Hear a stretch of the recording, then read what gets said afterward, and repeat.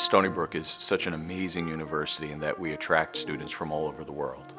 The average class for me, I'm speaking to kids that they might know what jazz is, they might have heard jazz, but they're unaware that this was a music that was born here, that was contributed to by so many cultures. And what really gets them interested is when they realize this was popular music for so many decades, that kids their age were listening to this music, dancing to this music. This was what was on the radio. This was what was in movies. Then when we make the connections and show them how there's still remnants of jazz in music today, it all kind of comes together. It's pretty exciting. The wonderful thing about having the Jazz Loft is the environment is so conducive to teaching.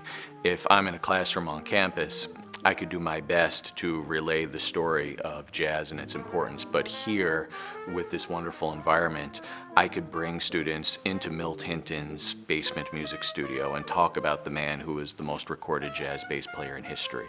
I could walk students up in front of the bass that played with Duke Ellington and Billie Holiday and played the bass line on Stand By Me. They could see and hold the first Grammy ever. When these items are around you, they're incredibly inspiring, and it really brings the content to life. It's a great classroom. My whole life, I was in love with jazz. I always was drawn to the older musicians. In my teaching, I'd always bring them in to do workshops and put together little displays and concerts and all-star events. And little by little through the years, these relationships blossomed, and much of their memorabilia, music, instruments, photographs, recordings was given to me. And it was a real honor to receive that. My house was very quickly overflowing, and it did get to a point where I realized that it would be better if these items were more accessible. The one thing I learned from all of these musicians I got to work with was that they wanted their music to live on. They didn't want it to be in storage, under glass, inaccessible. They would want their instruments to be played, their music to be heard, performed.